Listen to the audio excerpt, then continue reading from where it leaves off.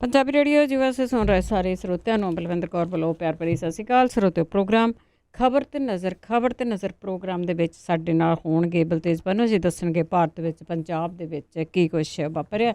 ਖਬਰਾਂ ਤੇ ਝਾਤ ਮਾਰਾਂਗੇ। ਖਬਰਾਂ ਤੋਂ ਪਹਿਲਾਂ ਧੰਨਵਾਦ ਸਾਡੇ ਸਪਾਂਸਰ ਦਾ, ਜਿਨ੍ਹਾਂ ਨੇ ਇਸ ਪ੍ਰੋਗਰਾਮ ਨੂੰ ਸਪਾਂਸਰ ਕੀਤਾ, ਸਭ ਤੱਕ ਪਹੁੰਚਾਇਆ। ਖਾਲਸਾ ਇੰਸ਼ੋਰੈਂਸ ਏਜੰਸੀ ਸਾਨੂੰ ਜੇ 4082722500 ਉਹਨਾਂ ਦਾ ਫੋਨ ਨੰਬਰ ਹੈ। ਹਰ ਇੱਕ ਤਰ੍ਹਾਂ ਦੀ ਇੰਸ਼ੋਰੈਂਸ ਕਰਦੇ ਨੇ। Gurdeep Singh Virdi ਕਲੋਬਸ, Satnam Singh Shergill, Salma Jarnail Singh ਲਿਨਵੁੱਡ, Surinder Singh Gill Stockton, Sarabjit Singh, Palwinder Kaur ਟਲਕ, Jaswinder Singh Virk Houston. ਬਹੁਤ ਬਹੁਤ ਧੰਨਵਾਦ ਕਰਦੇ ਹਾਂ। ਪ੍ਰੋਗਰਾਮਾਂ ਨੂੰ ਸਪਾਂਸਰ ਕਰਦੇ ਹੋ, ਸਭ ਤੱਕ ਪਹੁੰਚਾਉਂਦੇ ਹੋ। ਸਾਡੇ ਨਾਲ ਜੁੜ ਚੁੱਕੇ ਨੇ ਬਲਤੇਜ ਪੰਨੂ ਜੀ। ਸਤਿ ਸ਼੍ਰੀ ਅਕਾਲ, ਸਵਾਗਤ ਹੈ ਜੀ। ਸਤਿ ਸ਼੍ਰੀ ਅਕਾਲ ਜੀ, ਧੰਨਵਾਦ ਜੀ, ਬਹੁਤ ਮਿਹਰਬਾਨੀ। ਤੇ ਗੱਲ ਕਰਦੇ ਹਾਂ ਭਾਰਤ ਦੇਸ਼ ਦੀ। ਇਸ ਦੇ ਵਿੱਚ ਐਡਾ ਲੰਬਾ ਸਮਾਂ ਪਹਿਲੀ ਵਾਰ ਟ੍ਰੇਨਾਂ ਤੇ ਬੱਸਾਂ ਦੀ ਸੇਵਾ ਆ ਉਹ ਬੰਦ। ਦੇਖੋ ਜੀ, ਜਿਹੜਾ 17 ਮਈ ਤੱਕ ਲੋਕਡਾਊਨ 2 ਹਫ਼ਤੇ ਲਈ ਹੋਰ ਵਧਾ ਦਿੱਤਾ ਗਿਆ। ਜਿਹੜੀਆਂ ਗਾਈਡਲਾਈਨਸ ਜਾਰੀ ਹੋਈਆਂ ਨੇ ਉਹਦੇ ਮੁਤਾਬਕ ਜਿਹੜੀਆਂ ਏਅਰਲਾਈਨਸ ਨੇ, ਟ੍ਰੇਨ ਹੈ, ਮੈਟਰੋ ਆ, ਇਹ ਸਾਰੀਆਂ ਬੰਦ ਰਹਿਣਗੀਆਂ। ਔਰ ਹਾਈਵੇ ਦੇ ਰਾਹੀਂ ਵੀ ਜਿਹੜੇ ਵਹੀਕਲਸ ਦੇ ਉੱਤੇ ਰੋਕ ਹੈ ਉਹ ਜਾਰੀ ਰਹੂਗੀ, ਟਰੱਕਾਂ ਵਗੈਰਾ ਨੂੰ ਜਿਹੜਾ ਉਹ ਛੱਡ ਕੇ। 22 ਮਾਰਚ ਤੋਂ ਦੇਸ਼ ਭਰ ਦੇ ਵਿੱਚ ਇੰਟਰਸਟੇਟ ਬੱਸਾਂ 12,000 ਜਿਹੜੀਆਂ ਟ੍ਰੇਨ ਨੇ ਉਹ ਬੰਦ ਨੇ ਜੀ। 17 ਮਈ ਤੱਕ ਇਹਨੂੰ 57 ਦਿਨ ਜਿਹੜੇ ਆ ਜੀ ਉਹ ਹੋ ਜਾਣਗੇ, ਲਗਭਗ 2 ਮਹੀਨੇ। ਗ੍ਰਹਿ ਮੰਤਰਾਲੇ ਦੇ ਵੱਲੋਂ ਔਰੇਂਜ ਜ਼ੋਨ, ਗ੍ਰੀਨ ਜ਼ੋਨ ਜਿਹੜਾ ਜੀ, ਉਹਦੇ ਵਿੱਚ ਜਿਹੜੇ ਵਹੀਕਲ ਨੇ ਉਹਨੂੰ ਲੈ ਕੇ ਕੁਝ ਛੋਟ ਦਿੱਤੀ ਗਈ ਹੈ। ਸ਼ਰਤਾਂ ਦੇ ਨਾਲ ਕੁਝ ਜਿਹੜੀਆਂ ਜੀ ਉਹ ਬੱਸਾਂ ਤੇ ਜਿਹੜੀਆਂ ਕੈਬ ਨੇ ਉਹ ਦਿੱਤੀਆਂ ਜਾਣਗੀਆਂ, ਪਰ ਉਹ ਡਿਸਟ੍ਰਿਕਟ ਦੇ ਅੰਦਰ ਅੰਦਰ ਹੋਣਗੀਆਂ। ਇਸ ਵੇਲੇ 130 ਜਿਹੜੇ ਡਿਸਟ੍ਰਿਕਟ ਨੇ ਉਹ ਰੈੱਡ ਜ਼ੋਨ ਦੇ ਵਿੱਚ ਨੇ, 319 ਜਿਹੜੇ ਆ ਉਹ ਗ੍ਰੀਨ ਜ਼ੋਨ ਵਿੱਚ ਨੇ। ਸਭ ਤੋਂ ਵੱਡਾ ਜਿਹੜਾ ਸਾਧਨ ਹੈ ਮੁਲਕ ਦਾ ਜੀ, ਟ੍ਰੇਨ, ਉਹ 17 ਮਈ ਤੱਕ ਬੰਦ ਰਹਿਣਗੀਆਂ। ਇਹਦੇ ਦੌਰਾਨ ਸਿਰਫ ਉਹ ਟ੍ਰੇਨਾਂ ਚੱਲਣਗੀਆਂ ਜਿਹਨੂੰ ਗ੍ਰਹਿ ਮੰਤਰਾਲੇ ਦੀ ਪਰਮਿਸ਼ਨ ਹੋਊਗੀ। ਜਿਵੇਂ ਮਜ਼ਦੂਰਾਂ ਨੂੰ ਲੈ ਕੇ ਕੁਝ ਰਾਜਾਂ ਦੇ ਵਿਚਾਲੇ ਸਪੈਸ਼ਲ ਟ੍ਰੇਨ ਜਿਹੜੀਆਂ ਦੀ ਉਹ ਸ਼ੁਰੂ ਹੋਈਆਂ ਨੇ। ਮੈਟਰੋ ਕੰਪਲੀਟ ਬੰਦ ਰਹੂਗੀ। ਇਹ ਜਿਹੜੀਆਂ ਟ੍ਰੇਨ ਨੇ, ਇਹਨਾਂ ਤੋਂ ਰੋਜ਼ 2 ਕਰੋੜ 3 ਲੱਖ ਲੋਕ ਜਿਹੜੇ ਜੀ ਉਹ ਸਫ਼ਰ ਕਰਦੇ ਡੇਲੀ। ਔਰ ਜਨਤਾ ਕਰਫਿਊ ਦੇ ਵਿੱਚ 22 ਮਾਰਚ ਤੋਂ ਦੇਸ਼ ਭਰ ਦੇ ਵਿੱਚ ਸਟੇਟ ਬੱਸਾਂ ਤੇ 12,000 ਟ੍ਰੇਨਾਂ ਜਿਹੜੀਆਂ ਦੀ ਉਹ ਬੰਦ ਨੇ। ਔਰ ਜਿੱਥੋਂ ਤੱਕ ਹਵਾਈ ਸੇਵਾਵਾਂ ਦਾ ਜਿਹੜਾ ਜੀ ਸੰਬੰਧ ਹੈ, ਇਹ ਵੀ ਸਾਰੀਆਂ ਬੰਦ ਰਹਿਣਗੀਆਂ। ਦੇਸ਼ ਦੇ ਵਿੱਚ ਜਿਹੜੀਆਂ ਇੰਟਰਨੈਸ਼ਨਲ ਫਲਾਈਟ ਨੇ 23 ਮਾਰਚ ਤੇ ਡੋਮੈਸਟਿਕ 25 ਮਾਰਚ ਤੋਂ ਜਿਹੜੀਆਂ ਉਹ ਬੰਦ ਨੇ। ਪਿਛਲੇ ਦਿਨੀ ਮੰਤਰਾਲੇ ਨੇ ਕੰਪਨੀਆਂ ਨੂੰ ਟਿਕਟਾਂ ਦੀ ਬੁਕਿੰਗ ਨਾ ਕਰਨ ਦੇ ਵਾਸਤੇ ਕਿਹਾ ਸੀਗਾ ਜੀ। ਔਰ 20 ਹਵਾਈ ਅੱਡੇ ਜਿਹੜੇ ਇੰਟਰਨੈਸ਼ਨਲ ਹਵਾਈ ਅੱਡੇ ਨੇ ਜੀ, ਉੱਥੋਂ ਇਹ ਇੰਟਰਨੈਸ਼ਨਲ ਫਲਾਈਟ ਜਾਂਦੀਆਂ ਨੇ। ਇਹਨਾਂ ਏਅਰਪੋਰਟ ਤੋਂ 55 ਦੇਸ਼ਾਂ ਦੇ ਵਾਸਤੇ 80 ਸ਼ਹਿਰਾਂ ਤੱਕ ਜਿਹੜਾ ਜੀ ਉਹ ਪਹੁੰਚਿਆ ਜਾ ਸਕਦਾ ਹੈ। ਦੁਨੀਆ ਦੇ ਬਹੁਤੇ ਮੁਲਕ ਜਿਹੜੇ ਜੀ ਉਹ ਕੋਰੋਨਾ ਵਾਇਰਸ ਦੀ ਲਪੇਟ ਦੇ ਵਿੱਚ ਨੇ, ਜਿਹਦੇ ਕਰਕੇ ਇਹ ਜਿਹੜੀਆਂ ਦੀ ਰੋਕਿਆ ਗਿਆ ਰਾਹ। ਬੱਸ ਤੇ ਟੈਕਸੀ ਜਿਹੜੀਆਂ ਦੀ ਉਹ ਵੀ ਬੰਦ ਨੇ। ਜਿੱਥੇ ਗ੍ਰੀਨ ਜ਼ੋਨ ਦੇ ਵਿੱਚ ਸ਼ਹਿਰ ਦੇ ਅੰਦਰ ਅੰਦਰ ਚਲਾਉਣ ਦੀ ਗੱਲ ਕੀਤੀ ਗਈ ਆ, ਉੱਥੇ ਬੱਸਾਂ ਦੇ ਵਿੱਚ 50% ਸੀਟਾਂ ਜਿਹੜੀਆਂ ਦੀ ਉਹ ਖਾਲੀ ਰੱਖਣੀਆਂ ਹੋਣਗੀਆਂ। ਔਰ ਕਾਰ ਦੇ ਵਿੱਚ ਸਿਰਫ 2 ਯਾਤਰੀ ਜਿਹੜਾ ਉਹ ਸਫ਼ਰ ਕਰ ਸਕਦੇ ਆ, ਪਰ ਉਹ ਵੀ ਡਿਸਟ੍ਰਿਕਟ ਦੇ ਅੰਦਰ ਗ੍ਰੀਨ ਜ਼ੋਨ ਦੇ ਵਿੱਚ। ਜਿਹੜੇ ਇਹ ਫਲਾਈਟ ਨੇ ਜੀ, 7 ਕਰੋੜ ਲੋਕ ਜਿਹੜਾ ਜੀ ਉਹ ਟਰੈਵਲ ਕਰਦੇ। ਇੰਟਰਨੈਸ਼ਨਲ ਜਿਹੜੀਆਂ ਫਲਾਈਟਸ ਨੇ, ਜਿਹੜੀਆਂ ਡੋਮੈਸਟਿਕ ਨੇ ਉਹਦੇ ਵਿੱਚ ਸਾਲਾਨਾ ਇੱਕ ਹੈ ਜੀ। ਔਰ 14 ਕਰੋੜ ਯਾਤਰੀ ਜਿਹੜੇ ਆ ਜੀ ਇਹਨਾਂ ਦੇ ਵਿੱਚ ਸਫ਼ਰ ਕਰਦੇ ਆ। ਹੁਣ ਇਹ ਵੀ ਹੈ ਜੀ ਕਿ ਇਹ ਜਿਹੜੇ ਮਹਿਕਮੇ ਨੇ ਇਹ ਮੁੜ ਕੇ ਕਦੋਂ ਉੱਭਰ ਸਕਣਗੇ, ਜਿਸ ਕਿਸਮ ਦੇ ਨਾਲ ਜਦੋਂ ਵੀ ਇਹ ਸਾਰਾ ਕੁਝ ਜਿਹੜਾ ਜੀ ਉਹ ਸਟਾਰਟ ਹੁੰਦਾ, ਉੱਭਰ ਸਕਣਗੇ ਜਾਂ ਨਹੀਂ ਉੱਭਰ ਸਕਣਗੇ, ਇਹ ਵੀ ਆਪਣੇ ਆਪ ਦੇ ਵਿੱਚ ਇੱਕ ਵੱਡਾ ਜਿਹੜਾ ਜੀ ਉਹ ਸਵਾਲ ਹੈ। ਇਹ ਤਾਂ ਉਹ ਚੀਜ਼ਾਂ ਨੇ ਜੀ ਜਿਨ੍ਹਾਂ ਦੀਆਂ ਗੱਲਾਂ ਕਰੋੜਾਂ ਅਰਬਾਂ ਦੇ ਵਿੱਚ ਨੇ। ਜਿਹੜੇ ਛੋਟੇ ਬਿਜ਼ਨਸ ਨੇ ਉਹਨਾਂ ਦਾ ਕੀ ਹਸ਼ਰ ਜਿਹੜਾ ਜੀ ਹੋਊਗਾ। ਔਰ ਰੈਸਟੋਰਾਂ ਵਗੈਰਾ ਜੀ ਕਿਹਾ ਜਾ ਰਿਹਾ ਕਿ ਤਕਰੀਬਨ 40% ਤਾਂ ਇਹ ਲਾ ਕੇ ਚੱਲਿਆ ਜਾ ਰਿਹਾ ਕਿ 40% ਤਾਂ ਉਹ ਕਲੋਜ਼ ਉਹ ਹੋ ਜਾਣਗੇ, ਉਹ ਨਹੀਂ ਉੱਠ ਸਕਦੇ ਇੰਨੀ ਲੰਬੀ ਜਿਹੜੀ ਜੀ ਉਹ ਮਾਰ ਦੇ ਵਿੱਚ। ਹੁਣ 57 ਦਿਨ ਦਾ ਜਿਹੜਾ ਲੋਕਡਾਊਨ ਹੈ ਉਹ ਮੁਲਕ ਦੀ ਆਰਥਿਕਤਾ ਨੂੰ ਜਿਹੜਾ ਜੀ ਉਹ ਕਿਸ ਪਾਸੇ ਲੈ ਜਾਊਗਾ, ਇਹਦੇ ਬਾਰੇ ਦੇ ਵਿੱਚ, ਜਾਂ ਜਿਹੜਾ ਇਹ ਕਰੋਨਾ ਵਾਇਰਸ ਹੈ ਉਹਦੇ ਬਾਰੇ ਦੇ ਵਿੱਚ ਕੀ ਸਿਹਤ ਸੇਵਾਵਾਂ ਹੋਣਗੀਆਂ ਆਉਂਦੇ ਦਿਨਾਂ ਦੇ ਦੌਰਾਨ, ਇਹਨਾਂ ਦੇ ਉੱਤੇ ਕੀ ਕੀਤਾ ਜਾਊਗਾ, ਕੀ ਨਵੀਆਂ ਚੀਜ਼ਾਂ ਇਹਦੇ ਵਿੱਚ ਹੋਣਗੀਆਂ, ਇਹਦੇ ਬਾਰੇ ਦੇ ਵਿੱਚ ਕੁਝ ਬਹੁਤਾ ਜਿਹੜਾ ਜੀ ਉਹ ਨਹੀਂ ਦੱਸਿਆ ਗਿਆ। ਹਾਂ, ਦੱਸਿਆ ਇੰਨਾ ਕੀ ਗਿਆ ਜੀ ਕਿ ਇਹ ਜਿਹੜਾ ਲੋਕਡਾਊਨ 3 ਆ ਉਹ ਹੁਣ ਸਟਾਰਟ ਹੋ ਰਿਹਾ 4 ਤਰੀਕ ਨੂੰ, ਜਿਹੜਾ ਕਿ 17 ਤਰੀਕ ਤੱਕ ਚੱਲੂਗਾ ਜੀ। ਤੇ ਅੱਗੇ ਗੱਲ ਕਰਦੇ ਹਾਂ, ਪੰਜਾਬ ਦੇ ਵਿੱਚ ਕੇਸਾਂ ਦੇ ਵਿੱਚ ਕਾਫੀ ਵਾਧਾ ਹੋਇਆ। ਬਿਲਕੁਲ ਜੀ। ਐਕਚੁਅਲੀ ਜਿੱਥੋਂ ਤੱਕ ਪੰਜਾਬ ਦੀ ਗੱਲ ਆ ਜੀ, ਨਿਰੰਤਰ ਉਹਦੇ ਵਿੱਚ ਵਾਧਾ ਪਿਛਲੇ ਦਿਨਾਂ ਤੋਂ ਜਿਹੜਾ ਉਹ ਹੋ ਰਿਹਾ ਜੀ, ਔਰ 72 ਘੰਟਿਆਂ ਦੇ ਵਿੱਚ 300 ਦੇ ਕਰੀਬ ਜਿਹੜੇ ਆ ਜੀ ਉਹ ਪੋਜ਼ਿਟਿਵ ਆਉਣ ਦੇ ਨਾਲ ਜਿਹੜੀ ਇੱਥੇ ਗਿਣਤੀ ਹੈ ਜੀ 109 ਰਾਤ ਤੱਕ ਜਿਹੜੀ ਜੀ ਉਹ ਹੋ ਗਈ ਹੋਈ ਸੀ। ਸੂਬੇ ਦੇ 15 ਡਿਸਟ੍ਰਿਕਟ ਨੇ ਜਿਹੜੇ ਔਰੇਂਜ ਤੇ 3 ਗ੍ਰੀਨ ਜ਼ੋਨ ਦੇ ਵਿੱਚ ਜਿਹੜਾ ਜੀ ਉਹ ਸ਼ਾਮਲ ਨੇ। ਔਰ ਜਿਹੜੇ ਇੱਥੇ ਬਹੁਤੇ ਕੇਸ ਆ ਜੀ ਉਹ ਹਜ਼ੂਰ ਸਾਹਿਬ ਤੋਂ ਆਏ ਜਿਹੜੇ ਸ਼ਰਧਾਲੂ ਨੇ, ਜਿਹੜੇ ਪਿਛਲੇ ਦਿਨਾਂ ਦੇ ਉਹਨਾਂ ਦੇ ਨਾਲ ਜਿਹੜਾ ਉਹ ਸੰਬੰਧਿਤ ਨੇ। ਕੁੱਲ 609 ਹੋ ਚੁੱਕੇ ਹੋਏ ਆ। ਟੋਟਲ ਪੰਜਾਬ ਦੇ ਵਿੱਚ ਕੇਸ 20 ਮੌਤਾਂ ਹੁਣ ਤੱਕ ਹੋਈਆਂ ਨੇ। 2 ਕੇਸ ਨੇ ਉਹ ਬੇਹੱਦ ਗੰਭੀਰ ਨੇ, 108 ਜਿਹੜਾ ਉਹ ਠੀਕ ਹੋਏ ਆ। ਔਰ ਜਲੰਧਰ ਦੇ ਵਿੱਚ ਜਿਹੜਾ ਜੀ ਇਸ ਵੇਲੇ 105 ਜਿਹੜੇ ਜੀ ਇਹ ਪੋਜ਼ਿਟਿਵ ਨੇ। ਮੋਹਾਲੀ ਦੇ ਵਿੱਚ 92। ਅੰਮ੍ਰਿਤਸਰ ਜਿਹੜਾ ਪਹਿਲਾਂ ਲਗਭਗ ਗ੍ਰੀਨ ਜ਼ੋਨ ਦੇ ਵਿੱਚ ਸੀਗਾ, ਤਰਨਤਾਰਨ ਵੀ ਸੀਗਾ, ਅੰਮ੍ਰਿਤਸਰ ਦੇ ਵਿੱਚ ਵੀ 90 ਜਿਹੜਾ ਜੀ ਹੋ ਗਏ ਇੱਕ ਦਿਨ ਦੇ ਵਿੱਚ। ਜਿਹੜੇ ਜੀ ਰਿਕਾਰਡ 58 ਦੇ ਕਰੀਬ ਆਏ। ਪਟਿਆਲਾ ਜਿਹੜਾ ਜੀ ਉਹ ਚੌਥੇ ਨੰਬਰ ਤੇ ਆ, 89। 99 ਇੱਥੇ ਹੈ ਜੀ। ਲੁਧਿਆਣੇ ਦੇ ਵਿੱਚ 76, ਪਠਾਨਕੋਟ ਦੇ ਵਿੱਚ 25, ਨਵੇਂ ਸ਼ਹਿਰ ਦੇ ਵਿੱਚ 23, ਫਿਰੋਜ਼ਪੁਰ 'ਚ 17 ਜਿਹੜਾ ਜੀ ਇੱਦਾਂ ਜਿਹੜੇ ਉਹ ਹੈ ਨੇ। ਸਿਰਫ ਜਿਹੜਾ ਫਾਜ਼ਿਲਕਾ, ਫਤਿਹਗੜ੍ਹ ਸਾਹਿਬ, ਬਰਨਾਲਾ ਤੇ ਬਠਿੰਡਾ ਤੇ ਗੁਰਦਾਸਪੁਰ ਇਸ ਤਰ੍ਹਾਂ ਦੇ ਜ਼ਿਲ੍ਹੇ ਨੇ ਜਿੱਥੇ 2 ਤੋਂ 2, 3, 4 ਇੰਨੇ ਕੁ ਜਿਹੜੇ ਜੀ ਉਹ ਕੇਸ ਹੈਗੇ ਨੇ। ਜਿੱਥੋਂ ਤੱਕ ਵੱਖ-ਵੱਖ ਜਿਹੜਾ ਜੀ ਡਿਸਟ੍ਰਿਕਟ ਦੀ ਗੱਲ ਆ, ਤਾਂ ਜਲੰਧਰ ਦੇ ਵਿੱਚ ਇੱਕ ਦਿਨ ਦੇ ਵਿੱਚ 16 ਮਰੀਜ਼ ਸਾਹਮਣੇ ਆਏ ਆ। 6 ਮਰੀਜ਼ ਜਿਹੜੇ ਨੇ ਉਹਨਾਂ ਦਾ ਸੰਪਰਕ ਨਾ ਲੱਭਣਾ ਸਿਹਤ ਵਿਭਾਗ ਦੇ ਵਾਸਤੇ ਜਿਹੜਾ ਜੀ ਉਹ ਚੁਣੌਤੀ ਇਸ ਵੇਲੇ ਬਣਿਆ ਹੋਇਆ। ਪੋਜ਼ਿਟਿਵ ਆਏ ਮਰੀਜ਼ਾਂ ਦੀ ਗਿਣਤੀ 105 ਤੱਕ ਹੋ ਗਈ ਹੋਈ ਹੈ ਜੀ। ਜਾਂਚ ਲਈ ਭੇਜੇ ਗਏ 801 ਜਿਹੜੇ ਸੈਂਪਲ ਨੇ ਉਹਨਾਂ ਦੇ ਨਤੀਜਿਆਂ ਦੀ ਅਜੇ ਜਿਹੜੀ ਜੀ ਉਹ ਜਾ ਰਹੀ ਹੈ। ਔਰ ਜਿਹੜਾ ਜਿਸ ਤੱਕ ਪਟਿਆਲੇ ਦੀ ਗੱਲ ਹੈ ਜੀ, ਪਟਿਆਲੇ ਦੇ ਵਿੱਚ ਇੱਕਦਮ ਜਿਹੜਾ ਜੀ ਉਹ 24 ਵਿਅਕਤੀ ਕੱਲ੍ਹ ਜਿਹੜੀ ਉਹ ਪੋਜ਼ਿਟਿਵ ਆਏ ਨੇ। ਇਹ ਬਹੁਤੇ ਉਹ ਨੇ ਜੀ ਹਜ਼ੂਰ ਸਾਹਿਬ ਤੋਂ ਹੋ ਕੇ ਆਏ ਨੇ। ਪਟਿਆਲਾ ਸ਼ਹਿਰ ਦੇ ਵਿੱਚੋਂ ਇਹ 2 ਨੇ ਤੇ 19 ਜਿਹੜੇ ਨੇ ਜੀ ਉਹ ਨੇੜੇ ਤੇੜੇ ਦੇ ਪਿੰਡਾਂ ਦੇ ਨਾਲ ਜਿਹੜਾ ਉਹ ਸੰਬੰਧਿਤ ਨੇ। ਇਹ ਇਕਾਂਤਵਾਸ ਜਿਹੜੇ ਸਾਰੇ ਜਗ੍ਹਾ ਡਿਫਰੈਂਟ ਥਾਵਾਂ ਦੇ ਉੱਤੇ ਕੀਤੇ ਗਏ ਆ ਜੀ। ਜਿਹੜੇ ਪੋਜ਼ਿਟਿਵ ਨੇ ਉਹਨਾਂ ਨੂੰ ਇੱਥੇ ਲਿਆਂਦਾ ਗਿਆ ਰਜਿੰਦਰਾ ਹੌਸਪੀਟਲ, ਜਿੱਥੇ ਕਿ ਉਹਨਾਂ ਨੂੰ ਜਿਹੜਾ ਆਈਸੋਲੇਟ ਵਾਰਡ ਹੈ ਉਹਦੇ ਦਾਖਲ ਜਿਹੜਾ ਉਹ ਕੀਤਾ ਗਿਆ। ਉੱਥੇ ਪੰਜਾਬ ਦੇ ਵੱਖ-ਵੱਖ ਥਾਵਾਂ ਤੋਂ ਲੁਧਿਆਣਾ ਹੋ ਗਿਆ, ਫਿਰੋਜ਼ਪੁਰ ਹੋ ਗਿਆ, ਅੰਮ੍ਰਿਤਸਰ ਹੋ ਗਿਆ, ਇੱਥੋਂ ਜਿਹੜੇ ਇਕਾਂਤਵਾਸ ਦੇ ਵਿੱਚ ਭੇਜੇ ਗਏ ਲੋਕ ਨੇ ਉਹਨਾਂ ਦਾ ਵਿਰੋਧ ਵੀ ਜਿਹੜਾ ਜੀ ਉਹ ਆਉਣਾ ਜਾਰੀ ਹੈ। ਉਹਦਾ ਕਾਰਨ ਜਿਹੜਾ ਜੀ ਵਿਰੋਧ ਦਾ ਜਿਹੜੀਆਂ ਜੀ ਸਹੀ ਥਾਵਾਂ ਨਾ ਹੋਣੀਆਂ, ਸਰਕਾਰ ਦੇ ਵੱਲੋਂ ਜਿਹੜਾ ਜੀ ਇੱਦਾਂ ਦਾ ਇੰਤਜ਼ਾਮ ਜਿਹੜਾ ਉਹ ਨਾ ਕੀਤੇ ਜਾਣਾ, ਜਿਹੜਾ ਪ੍ਰੋਪਰ ਇੰਤਜ਼ਾਮ ਨਾ ਕੀਤੇ ਜਾਣਾ, ਉਹ ਜ਼ਿਆਦਾ ਜਿਹੜਾ ਜੀ ਉਹ ਚਰਚਾ ਦੇ ਵਿੱਚ ਹੈ। ਜਿਹੜੀਆਂ AC ਬੱਸਾਂ ਆਈਆਂ ਨੇ ਉਹ ਵੀ ਇਸ ਪੱਖੋਂ ਜਿਹੜਾ ਜੀ ਉਹ ਚਰਚਾ ਦੇ ਵਿੱਚ ਨੇ ਕਿ ਇੱਥੇ ਇਹ ਜਿਹੜੀਆਂ AC ਬੱਸਾਂ ਸੀਗੀਆਂ ਉਹ ਕਿਉਂਕਿ ਬੰਦ ਹੁੰਦੀਆਂ ਨੇ, ਸੈਂਟਰਲ AC ਉਹਨਾਂ ਦੇ ਵਿੱਚ ਜਿਹੜੇ ਜੀ ਉਹ ਲੱਗੇ ਹੋਏ ਆ। ਔਰ ਇਹ ਵੀ ਹੈ ਕਿ ਥਾਂ ਥਾਂ ਦੇ ਉੱਤੇ ਜਿਹੜੀਆਂ ਜੀ ਵੱਡੇ ਜਿਹੜੇ ਡਿਫਰੈਂਟ ਸੂਬਿਆਂ ਦੇ ਵੱਡੇ ਸ਼ਹਿਰ ਨੇ ਉਹਨਾਂ ਦੇ ਵਿੱਚ ਇਹ ਖੜੋਂਦੀਆਂ ਆਈਆਂ ਨੇ। ਔਰ ਇਹ ਮੈਕਸੀਮਮ ਜਿਹੜੇ ਜੀ ਸ਼ਹਿਰ ਉਹ ਨੇ ਜਿਹੜੇ ਕਿ ਕਰੋਨਾ ਤੋਂ ਪੀੜਤ ਨੇ। ਪੀੜਤ ਵੀ ਇਹ ਲਾਓ ਇਸ ਹਿਸਾਬ ਦੇ ਨਾਲ ਕਿ ਇੱਥੇ ਕਰੋਨਾ ਦੇ ਬਹੁਤ ਵੱਡੇ ਗਿਣਤੀ ਦੇ ਵਿੱਚ ਜਿਹੜਾ ਜੀ ਉਹ ਮਰੀਜ਼ ਨੇ, ਜਿਹਦੇ ਕਰਕੇ ਇਹਨਾਂ ਬੱਸਾਂ ਦੇ ਉੱਤੇ ਵੀ ਜਿਹੜਾ ਜੀ ਉਹ ਸਵਾਲੀਆ ਚਿੰਨ੍ਹ ਜਿਹੜਾ ਉਹ ਲੱਗ ਰਿਹਾ। ਹਾਲਾਂਕਿ ਡਰਾਈਵਰ ਜਿਹੜੇ ਆ ਜੀ ਉਹ ਇਹ ਕਹਿੰਦੇ ਆ ਕਿ ਉਹ 2 ਦਿਨ ਤੇ 3 ਰਾਤਾਂ ਦਾ ਸਫ਼ਰ ਤੈਅ ਕਰਕੇ ਜਿਹੜਾ ਜੀ ਆਏ ਆ। ਉਹ ਕਹਿੰਦੇ ਅਸੀਂ ਐਮਰਜੈਂਸੀ ਦੇ ਸਮੇਂ ਹੀ ਜਿਹੜੀਆਂ ਬੱਸਾਂ ਵੱਖ-ਵੱਖ ਥਾਵਾਂ ਦੇ ਉੱਤੇ ਜਿਹੜੀਆਂ ਉਹ ਰੋਕੀਆਂ ਨੇ, ਜਦੋਂ ਕਿ ਕੁਝ ਜਿਹੜੀਆਂ ਵੋਟਾਂ ਨੇ ਉਹ ਇਹ ਦੱਸਦੀਆਂ ਨੇ ਕਿ ਇਹ ਜਿਹੜੀਆਂ ਬੱਸਾਂ ਜਦੋਂ ਇਹ ਚੱਲੀਆਂ ਨੇ, ਇੱਕ ਤਾਂ ਉਹਦੇ ਵਿੱਚ ਥੋੜ੍ਹਾ ਜਿਹਾ ਇਹ ਰਿਹਾ ਜੀ ਜਿਹੜਾ ਫਿਜ਼ੀਕਲ ਡਿਸਟੈਂਸ ਹੈ ਉਹਦੇ ਉੱਤੇ ਬਹੁਤਾ ਧਿਆਨ ਜਿਹੜਾ ਉਹ ਨਹੀਂ ਦਿੱਤਾ ਗਿਆ। ਔਰ ਜਿਹਦੇ ਕਰਕੇ ਸ਼ਾਇਦ ਜਿਹੜਾ ਜੀ ਔਰ ਬੰਦ ਬੱਸਾਂ ਜਦੋਂ, ਕਿਉਂਕਿ ਮੈਡੀਕਲ ਤੌਰ ਦੇ ਉੱਤੇ ਵੀ ਇਹ ਕਿਹਾ ਜਾ ਰਿਹਾ ਕਿ ਜਿਹੜਾ ਸੈਂਟਰਲ AC ਆ ਉਹ ਖਤਰਨਾਕ ਹੈ। ਉਹ ਇਹ ਵੀ ਕਹਿੰਦੇ ਆ ਕਿ ਜੇ ਘਰਾਂ ਦੇ ਵਿੱਚ ਵੀ AC ਇਸ ਵੇਲੇ ਚੱਲ ਰਹੇ ਤਾਂ ਉਹਦੇ ਵਾਸਤੇ ਵਿੰਡੋ ਵਗੈਰਾ ਜਿਹੜੀ ਉਹ ਖੁੱਲ੍ਹੀ ਰੱਖੀ ਜਾਵੇ ਤਾਂ ਕਿ ਹਵਾ ਜਿਹੜੀ ਆ ਉਹ ਕ੍ਰਾਸ ਹੁੰਦੀ ਰਹੇ। ਜਿਹੜੀ AC ਬੱਸ ਆ ਇੱਥੇ ਜਿਸ ਟਾਈਪ ਦੀਆਂ ਨੇ ਜੀ ਉਹਦੇ 'ਚ ਕੋਈ ਵਿੰਡੋ ਨਹੀਂ ਹੁੰਦੀ, ਉਹ ਕੰਪਲੀਟ ਬੰਦ ਚੁਪਰੇ ਤੋਂ ਹੁੰਦੀਆਂ ਨੇ।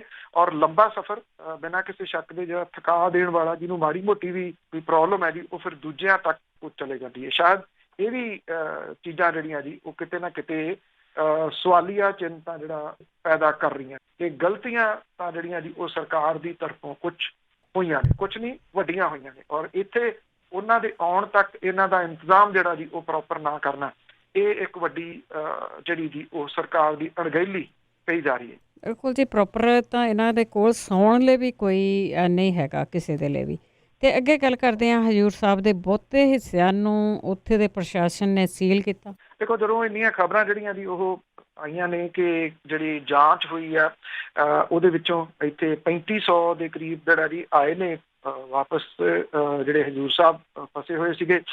ਜਦੋਂ ਇਹ ਖਬਰਾਂ ਜਿਹੜੀਆਂ ਜੀ ਆਉਣੀਆਂ ਸ਼ੁਰੂ ਹੋਈਆਂ ਨੇ ਤੇ ਜਿਹੜਾ ਨੰਦੇੜ ਦਾ ਪ੍ਰਸ਼ਾਸਨ ਆ ਉਹਨਾਂ ਨੇ ਉੱਥੇ ਜਿਹੜੇ ਇਹ ਹਜ਼ੂਰ ਸਾਹਿਬ ਦੇ ਗੁਰਦੁਆਰੇ ਦੇ ਬਹੁਤੇ ਹਿੱਸੇ ਆ ਉਹਨਾਂ ਨੂੰ ਸੀਲ ਕੀਤਾ ਔਰ ਉੱਥੇ ਉਹਨੂੰ ਜਿਹੜਾ ਸੈਨੀਟਾਈਜ਼ ਕੀਤਾ ਜਾ ਰਿਹਾ ਉਸ ਏਰੀਏ ਨੂੰ, ਔਰ ਜਿਹੜਾ ਇਹ ਵੀ ਕਿਹਾ ਜਾ ਰਿਹਾ ਕਿ ਉਹਦੀ ਜਾਂਚ ਕੀਤੀ ਜਾ ਰਹੀ ਹੈ। ਜਿਹੜੇ ਉੱਥੇ ਗੁਰਦੁਆਰੇ ਦੇ ਨਿਗਰਾਨ ਨੇ ਗੁਰਵਿੰਦਰ ਸਿੰਘ ਵਧਵਾ, ਉਹ ਇਹ ਕਹਿੰਦਾ ਕਿ ਡਿਸਟ੍ਰਿਕਟ ਪ੍ਰਸ਼ਾਸਨ ਜਿਹੜਾ ਜੀ ਉਹਦੇ ਅਧਿਕਾਰੀ ਜਿਹੜੇ ਉਹ ਗੁਰਦੁਆਰੇ ਪਹੁੰਚੇ ਨੇ ਵੱਡੀ ਟੀਮ ਦੇ ਰੂਪ ਦੇ ਵਿੱਚ, ਔਰ ਉਹਨਾਂ ਨੇ ਜਿਹੜੀ ਲੰਗਰ ਦੀ ਸੇਵਾ ਉਹ ਰੋਕਣ ਦੇ ਵਾਸਤੇ ਕਿਹਾ।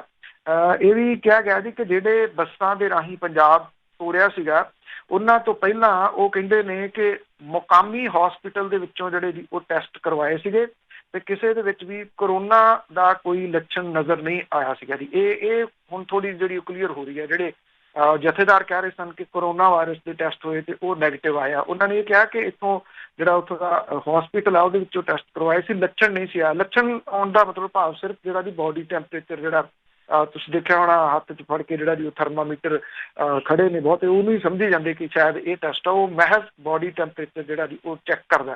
ਕਹਿੰਦਾ ਕਿ ਉਹਨਾਂ ਦੇ ਵਿੱਚ ਕੋਈ ਲੱਛਣ ਜਿਹੜੇ ਜੀ ਉਹ ਨਹੀਂ ਸੀਗੇ। ਉਹ ਇਹ ਵੀ ਕਹਿੰਦੇ ਮਿਸਟਰ ਵਧਵਾ ਕਿ ਨੰਦੇੜ ਤੋਂ ਪੰਜਾਬ ਤੱਕ ਦੇ ਲੰਬੇ ਜਿਹੜਾ ਸਫ਼ਰ ਸੀਗਾ ਉਹਦੇ ਦੌਰਾਨ ਜਿਹੜੀ ਉਹ ਮਾਰ ਪੈ ਸਕਦੀ ਹੈ, ਔਰ ਖਾਸ ਤੌਰ ਦੇ ਉੱਤੇ ਉਹ ਇਹ ਕਹਿੰਦੇ ਆ ਕਿ ਮੱਧ ਪ੍ਰਦੇਸ਼ ਦੇ ਇੰਦੌਰ ਸ਼ਹਿਰ, ਰਾਜਸਥਾਨ ਦੇ ਭੀਲਵਾੜਾ ਤੇ ਹਨੂਮਾਨਗੜ੍ਹ ਦੇ ਵਿੱਚ ਕੁਝ ਦੇਰ ਰੁਕਣ ਤੋਂ ਬਾਅਦ ਇਹ ਬਠਿੰਡਾ ਰਸਤੇ ਰਾਹੀਂ ਪੰਜਾਬ ਦੇ ਵਿੱਚ ਦਾਖਲ ਜਿਹੜਾ ਜੀ ਉਹ ਹੋਏ ਸੀਗੇ। ਇਹ ਜਿਹੜੀ ਵੀ ਉਹ ਹਜ਼ੂਰ ਸਾਹਿਬ ਦੇ ਜਿਹੜਾ ਜੀ ਉਹਦੇ ਵੱਲੋਂ ਇਹ ਗੱਲ ਆਖੀ ਜਾ ਰਹੀ ਹੈ। ਔਰ ਇੱਥੇ ਇਹ ਗੱਲ ਜਿਹੜੀ ਨਹੀਂ ਭੁੱਲਣੀ ਚਾਹੀਦੀ ਕਿ ਜਿਹੜੀਆਂ ਟੈਕਸੀਆਂ ਪ੍ਰਾਈਵੇਟ ਆਈਆਂ ਸੀ ਜਿਹਦੇ ਵਿੱਚ 300 ਦੇ ਕਰੀਬ ਲੋਕ ਆਏ ਆ, ਇਹ ਇੰਦੌਰ ਸ਼ਹਿਰ ਦੇ ਵਿੱਚ ਇੱਕ ਦਿਨ ਤੋਂ ਵੱਧ ਸਮੇਂ ਦੇ ਦੌਰਾਨ ਰੁਕੇ ਰਹੇ। ਰੁਕਣ ਦਾ ਕਾਰਨ ਇਹ ਸੀਗਾ ਜੀ ਕਿ ਸਰਹੱਦਾਂ ਸੀਲ ਸੀ। ਇਹਨਾਂ ਲੋਕਾਂ ਨੇ ਕਾਹਲੀ ਕੀਤੀ ਹੈ। ਇਹਨਾਂ ਲੋਕਾਂ ਨੇ 23 ਤਰੀਕ ਨੂੰ ਉੱਥੇ ਹੋ ਹੱਲਾ ਵੀ ਕੀਤਾ ਜੀ ਕਿ ਜਦੋਂ ਇਹ ਪਰਮਿਸ਼ਨ ਮਿਲ ਗਈ ਸਾਨੂੰ ਜਾਣ ਦਿਓ। ਤੇ ਉੱਥੇ ਜਿਹੜੀ ਮੌਜੂਦ ਗੁਰਦੁਆਰਾ ਜਿਹੜਾ ਪ੍ਰਬੰਧਕ ਹੈ ਜੀ ਉਹਨਾਂ ਨੇ ਇਹ ਕਿਹਾ ਕਿ ਜਦੋਂ ਬੱਸਾਂ ਆਉਣਗੀਆਂ ਤੁਸੀਂ ਉਦੋਂ ਜਾਣਾ, ਇੰਨੇ ਦਿਨ ਦੇ ਅਟਕੇ ਹੋ, ਅੱਗੋਂ ਵੀ ਅਟਕ ਸਕਦੇ ਹੋ, ਤੁਹਾਨੂੰ ਇੱਥੋਂ ਕੋਈ ਭੇਜ ਨਹੀਂ ਰਿਹਾ। ਉਹਦਾ ਲਾਹਾ ਲਿਆ ਜੀ ਪ੍ਰਾਈਵੇਟ ਟੈਕਸੀਆਂ ਵਾਲਿਆਂ ਨੇ। 70,000 ਰੁਪਈਆ ਜਿਹੜਾ ਵੀ ਉਹ ਲੈ ਕੇ ਆਏ ਨੇ। ਇਹ ਟੈਕਸੀਆਂ ਰੁਕੀਆਂ ਰਹੀਆਂ ਇੱਥੇ ਇੰਦੌਰ ਸ਼ਹਿਰ ਦੇ ਵਿੱਚ। ਇੰਦੌਰ ਸ਼ਹਿਰ ਦੇ ਵਿੱਚੋਂ ਫਿਰ ਬਾਅਦ ਦੇ ਵਿੱਚ ਸਿਆਸੀ ਜਿਹੜਾ ਦਬਾਅ ਸੀਗਾ ਉਹ ਪਵਾ ਕੇ ਇੱਥੋਂ ਪੰਜਾਬ ਦੇ ਕੁਝ ਨੇਤਾਵਾਂ ਦੇ ਵੱਲੋਂ ਫਿਰ ਇਹਨਾਂ ਨੂੰ ਉੱਥੋਂ ਕਢਵਾਇਆ ਗਿਆ। ਅਸਲ ਦੇ ਵਿੱਚ ਬਹੁਤੀ ਮੁਸ਼ਕਿਲ ਜਿਹੜੀ ਹੈ ਜੀ ਇਹ ਪ੍ਰਾਈਵੇਟ ਟੈਕਸੀਆਂ ਨੇ ਪੈਦਾ ਜਿਹੜੀ ਕੀਤੀ ਹੈ।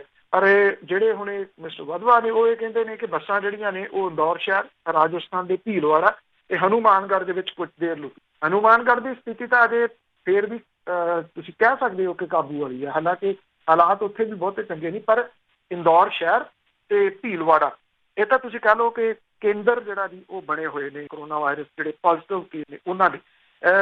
ਇਹ ਕਿਤੇ ਨਾ ਕਿਤੇ ਮਿਸਕਮਿਊਨੀਕੇਸ਼ਨ ਤਾਂ ਹੋਇਆ ਜੀ, ਮਤਲਬ ਕਿ ਇਹ ਅੱਗੇ ਪਿੱਛੇ ਖੜੀਆਂ ਕੀਤੀਆਂ ਜਾ ਸਕਦੀਆਂ ਸੀ। ਪਰ ਇਹ ਕਿਹਾ ਜਾ ਰਿਹਾ ਕਿ ਇੱਥੋਂ ਜਿਹੜਾ ਲੰਗਰ ਦਾ ਇੰਤਜ਼ਾਮ ਕੀਤਾ ਗਿਆ ਸੀਗਾ, ਜਿਹੜਾ ਪੈਕ ਲੰਗਰ ਸੀਗਾ, ਇਹ ਵੀ ਨਹੀਂ ਗਾ ਕਿ ਉੱਥੇ ਉਤਰੇ ਨੇ ਲੋਕ ਜਾਂ, ਪਰ ਕੁਝ ਘੰਟਿਆਂ ਤੱਕ ਉੱਥੇ ਰੁਕੇ ਨੇ। ਜਦੋਂ ਬੱਸ ਰੁਕਦੀ ਹੈ ਸਭ ਨੂੰ ਪਤਾ ਕਿ ਲੋਕ ਉਤਰ ਜਾਂਦੇ ਆ ਉੱਥੋਂ। ਜਿਹੜਾ ਜੀ ਲੰਗਰ ਜ਼ਰੂਰ ਲਏ ਗਏ ਆ। ਇਹ ਕਿਤੇ ਨਾ ਕਿਤੇ ਕਾਰਨ ਜਿਹੜਾ ਜੀ ਉਹ ਬਣ ਸਕਦੇ ਆ। ਵੈਸੇ ਅਜੇ ਹਜ਼ੂਰ ਸਾਹਿਬ ਦੇ ਜਿਹੜੇ ਉੱਥੇ ਪ੍ਰਬੰਧ ਕਰਨ ਵਾਲੇ ਨੇ, ਪ੍ਰਬੰਧਕ ਨੇ, ਲੰਗਰ ਵਾਲਾ ਜਿਹੜਾ ਜੀ ਹਿੱਸਾ ਹੈ ਜਿਹੜਾ ਉੱਥੇ ਕਿੰਨਿਆਂ ਕੁ ਦੇ ਟੈਸਟ ਕੀਤੇ ਗਏ ਆ, ਸੈਂਪਲ ਲਏ ਗਏ ਆ ਕਿੰਨਿਆਂ ਦੇ, ਔਰ ਕੀ ਰਿਪੋਰਟ ਆ ਜੀ ਇਹ ਅਜੇ ਰਿਪੋਰਟ ਆਉਣੀ ਬਾਕੀ ਜੀ। ਤੇ ਅੱਗੇ ਗੱਲ ਕਰਦੇ ਹੈਗੇ ਆ, ਜੈਸਲਮੇਰ ਤੋਂ ਵੀ ਬੱਸਾਂ ਭਰ ਕੇ ਮਜ਼ਦੂਰ ਲਿਆਂਦੇ ਗਏ। ਇਹ ਰਾਜਸਥਾਨ ਦੇ ਡਿਸਟ੍ਰਿਕਟ ਜੈਸਲਮੇਰ ਤੋਂ PRTC ਦੀਆਂ ਬੱਸਾਂ ਦੇ ਰਾਹੀਂ ਲਿਆਂਦੇ ਗਏ ਆ ਜੀ। ਇਹ ਜਿਹੜੇ ਮਰੀਜ਼ ਜੀ ਇਹਨਾਂ ਨੂੰ ਮਰੀਜ਼ ਨਹੀਂ ਮਾਫ਼ ਕਰਨਾ ਮਜ਼ਦੂਰ ਨੇ ਵੈਸੇ ਬਹੁਤੇ ਜਿਹੜੇ ਉੱਥੇ ਗਏ ਹੋਏ ਸੀ, ਫਸੇ ਸੀਗੇ ਜੈਸਲਮੇਰ ਦੇ ਵਿੱਚ। ਇਹਨਾਂ ਨੂੰ ਖੰਘ, ਨਜ਼ਲਾ, ਜ਼ੁਕਾਮ, ਬੁਖਾਰ, ਸਾਹ ਲੈਣ ਦੀ ਮੁੱਢਲੀ ਜਾਂਚ ਤੋਂ ਬਾਅਦ ਲਹਿਰਾ ਤੇ ਮੂਨਕ ਦੇ ਵਿੱਚ ਬਣਾਏ ਗਏ ਜਿਹੜੇ ਆਈਸੋਲੇਸ਼ਨ ਸੈਂਟਰ ਨੇ ਉੱਥੇ ਭੇਜਿਆ ਗਿਆ। ਇੱਥੋਂ ਇਹਨਾਂ ਨੂੰ ਲਹਿਰਾ ਤੇ ਮੂਣਕ ਚ ਪ੍ਰਾਈਵੇਟ ਬੱਸਾਂ ਦੇ ਰਾਹੀਂ ਭੇਜਿਆ ਗਿਆ। ਸਬ ਡਿਵੀਜ਼ਨ ਮੂਣਕ ਦੇ 53 ਜਿਹੜੇ ਲੋਕ ਸੀਗੇ ਉਹਨਾਂ ਨੂੰ ਇੱਕੋ ਬੱਸ ਦੇ ਵਿੱਚ ਜਿਹੜਾ ਜੀ ਉਹ ਭੇਜਿਆ ਗਿਆ। ਇੰਨੀਆਂ ਕੀ ਸੀਟਾਂ ਜਿਹੜੀਆਂ ਦੀ ਮਤਲਬ ਕਿ ਹੁੰਦੀਆਂ ਨੇ, ਮਤਲਬ ਕਿ ਕੁਝ ਸਿੱਖਿਆ ਨਹੀਂ ਜੀ ਜਿਹੜਾ ਇਹ ਰੌਲਾ ਪੈ ਰਿਹਾ ਉਹਦੇ ਤੋਂ ਵੀ ਕੁਝ ਪ੍ਰਸ਼ਾਸਨ ਜਿਹੜਾ ਜੀ ਉਹ ਸਿੱਖਣ ਦੇ ਵਾਸਤੇ ਕੋਈ ਤਿਆਰ ਨਿਗਾ ਜੀ। ਉਸੇ ਤਰੀਕੇ ਦੇ ਨਾਲ ਲੱਗੇ ਹੋਏ ਨੇ ਵੀ ਸਾਡੇ ਸਿਹਤ ਦੇ ਉੱਤੇ ਕੋਈ ਬਹੁਤਾ ਜਿਹੜਾ ਜੀ ਉਹ ਅਸਰ ਨਿਗਾ। ਜਿਹੜੀਆਂ ਇਹ ਸੀਗੀਆਂ ਦੀ ਬੱਸਾਂ ਇਹਨਾਂ ਦੇ ਵਿੱਚ ਇਹ ਤੁੰਨ ਕੇ ਜਿਹੜਾ ਸੀਗਾ ਉਹ ਲਿਆਂਦੇ ਗਏ ਮਰੀਜ਼। ਇਹ ਵੀ ਕਿਹਾ ਗਿਆ ਕਿ ਬੱਸਾਂ ਵਾਲਿਆਂ ਨੇ ਇਹ ਗੱਲ ਕਹੀ ਕਿ ਇੰਨੇ ਜਿਹੜਾ ਮਰੀਜ਼ ਆ ਇੱਥੇ ਨਹੀਂ ਇਹਦੇ ਵਿੱਚ ਜਿਹੜਾ ਜੀ ਉਹ ਬਿਠਾਏ ਜਾ ਸਕਦੇ, ਪਰ ਜਿਹੜਾ ਜੀ ਉੱਥੋਂ ਦੇ ਪ੍ਰਸ਼ਾਸਨ ਨੇ ਜੈਸਲਮੇਰ ਵਾਲੇ ਨੇ ਵੀ ਜਿਹੜਾ ਸੀਗਾ ਜੀ ਇਹਨਾਂ ਨੂੰ ਤੁੰਨਿਆ ਵੀ ਇੱਥੋਂ ਕੱਢੋ ਕਿਸੇ ਤਰੀਕੇ ਦੇ ਨਾਲ, ਤੁਸੀਂ ਇਹ ਕਹਿ ਲਓ। ਔਰ ਇਹ ਵੀ ਕਿਹਾ ਗਿਆ ਕਿ ਜਿਹੜੇ 1.5 ਘੰਟੇ ਦੇ ਕਰੀਬ ਇਹਨਾਂ ਨੂੰ ਗਰਮੀ ਦੇ ਵਿੱਚ ਬੱਸਾਂ ਦੇ ਵਿੱਚ ਬੈਠਣਾ ਪਿਆ। ਇੱਥੇ ਜਦੋਂ ਦੂਜੇ ਸੈਂਟਰਾਂ ਦੇ ਉੱਤੇ ਜਿਹੜਾ ਜੀ ਉਹ ਭੇਜਿਆ ਜਾ ਰਿਹਾ ਸੀਗਾ 3 ਵਾਲੀ ਸੀਟ ਦੇ ਉੱਤੇ 4 ਜਾਣੇ, 2 ਵਾਲੀ ਸੀਟ ਦੇ ਉੱਤੇ 3 ਜਾਣੇ ਜਿਹੜੇ ਸੀਗੇ ਜੀ ਉਹ ਬਿਠਾਏ ਗਏ। ਲਹਿਰਾ ਸਬ ਡਿਵੀਜ਼ਨ ਦੇ 24 ਤੇ ਸਬ ਡਿਵੀਜ਼ਨ ਭਵਾਨੀਗੜ੍ਹ ਦੇ ਤੇ ਦਿੜਬਾ ਦੇ ਜਿਹੜੇ ਵਿਅਕਤੀ ਸੀ ਉਹਨਾਂ ਨੂੰ ਭੇਜਿਆ ਗਿਆ ਜੀ। 31 ਇਹਦੇ ਵਿੱਚ ਮਰਦ ਨੇ, 28 ਔਰਤਾਂ ਨੇ, ਛੋਟੇ ਲੜਕੇ ਨੇ, 11 ਛੋਟੀਆਂ ਲੜਕੀਆਂ ਨੇ ਜਿਨ੍ਹਾਂ ਨੂੰ ਇਹਦੇ ਵਿੱਚ ਜਿਹੜਾ ਜੀ ਉਹ ਭੇਜਿਆ ਗਿਆ। ਇਹ ਕਹਿੰਦੇ ਆ ਕਿ ਜਿਵੇਂ ਜਿਹੜਾ ਜੀ ਇਹ ਕਰੋਨਾ ਵਾਇਰਸ ਨੇ ਲੋਕਾਂ ਨੂੰ ਵਕਤ ਪਾਇਆ ਹੋਇਆ, ਉਸ ਦਿਨ ਤੋਂ ਰਾਜਸਥਾਨ ਦੇ ਟਿੱਬਿਆਂ ਦੇ ਵਿੱਚ ਉਹਨਾਂ ਨੂੰ ਵਿਹਲਿਆਂ ਜਿਹੜਾ ਜੀ ਉਹ ਬਹਿਣਾ ਪਿਆ। ਉਹਨਾਂ ਦੇ ਕੋਲੇ ਮਾਸਕ ਤੱਕ ਵੀ ਨਹੀਂ ਸੀਗੇ। ਉਹਨਾਂ ਨੇ ਇਹ ਕਿਹਾ ਕਿ ਨਾ ਉੱਥੇ ਕਿਸੇ ਨੇ ਮੁਹੱਈਆ ਕਰਾਏ, ਪਰ ਜਦੋਂ ਬੱਸਾਂ 'ਚ ਬੈਠੇ ਨੇ ਉਦੋਂ ਉਹਨਾਂ ਨੂੰ ਮੁਹੱਈਆ ਜ਼ਰੂਰ ਕਰਾਇਆ ਗਿਆ। ਪਰ ਪ੍ਰੋਬਲਮ ਫਿਰ ਉਹੀ ਆ ਗਈ ਜੀ ਕਿ ਜਿਸ ਤਰੀਕੇ ਦੇ ਨਾਲ ਜਿਹੜੀਆਂ ਸੋਸ਼ਲ ਜਿਹੜੀ ਡਿਸਟੈਂਸ ਹੈ ਉਹਦੀਆਂ ਧੱਜੀਆਂ ਜਿਹੜੀਆਂ ਜੀ ਉਹ ਉਡਾਈਆਂ ਗਈਆਂ ਨੇ। ਕਿਉਂਕਿ ਜਿਹੜਾ ਕੱਲ ਮੁੱਖ ਮੰਤਰੀ ਹੋਰਾਂ ਨੇ ਵੀ ਸੰਬੋਧਨ ਕੀਤਾ ਸੀ ਉਹਦੇ ਵਿੱਚ ਸਾਰਾ ਜਿਹੜਾ ਸੀਗਾ ਇੱਕੋ ਚੀਜ਼ ਦੇ ਉੱਤੇ ਉਹਨਾਂ ਦਾ ਦਾਰੋਮਦਾਰ ਜਿਹੜਾ ਜੀ ਉਹ ਰਿਹਾ। ਇਉਂ ਪਤਾ ਨਹੀਂ ਲੱਗਦਾ ਵੈਸੇ ਬਹੁਤਾ ਕਿ ਪ੍ਰਧਾਨ ਮੰਤਰੀ ਬੋਲ ਰਹੇ ਆ ਕਿ ਮੁੱਖ ਮੰਤਰੀ ਬੋਲ ਰਹੇ ਆ, ਕਿਉਂਕਿ ਇੱਕੋ ਜਿਹੀਆਂ ਹੀ ਗੱਲਾਂ ਨੇ। ਜਿਹੜੀਆਂ ਅਸਲ ਮੁਸ਼ਕਲਾਂ ਨੇ ਉਹਨਾਂ ਵੱਲ ਨੂੰ ਕੋਈ ਨਹੀਂ ਆਉਂਦਾ ਤੇ ਅਸੀਂ ਕਿਹੜੇ ਤਰੀਕੇ ਦੇ ਨਾਲ ਕੰਮ ਕਰਾਂਗੇ। ਇੱਕੋ ਹੀ ਗੱਲ ਉਹ ਵੀ ਕਹੀ ਗਏ ਆ ਕਿ ਜਿਹੜੇ ਸਰਹੱਦਾਂ ਕ੍ਰੋਸ ਕਰਕੇ ਆ ਰਹੇ ਆ, ਕਿਉਂਕਿ ਰਾਜਸਥਾਨ ਤੋਂ ਬਹੁਤੇ ਲੋਕ ਜਿਹੜੇ ਨੇ ਜੀ ਉਹ ਸਰਹੱਦ ਪੁੱਠੇ ਸਿੱਧੇ ਢੰਗ ਦੇ ਨਾਲ ਕ੍ਰੋਸ ਕਰਕੇ ਆ ਰਹੇ, ਭਾਵ ਕਿ ਜਿੱਥੇ ਨਾਕੇ ਲੱਗੇ ਹੋਏ ਆ ਉਹਨਾਂ ਨਾਕਿਆਂ ਨੂੰ ਕ੍ਰੋਸ ਕਰਕੇ ਇਹ ਪਿੰਡਾਂ ਥਾਵਾਂ ਦੇ ਵਿੱਚੋਂ ਦੀ ਹੋ ਕੇ ਪੰਜਾਬ ਦੇ ਵਿੱਚ ਐਂਟਰ ਕਰ ਰਹੇ ਆ।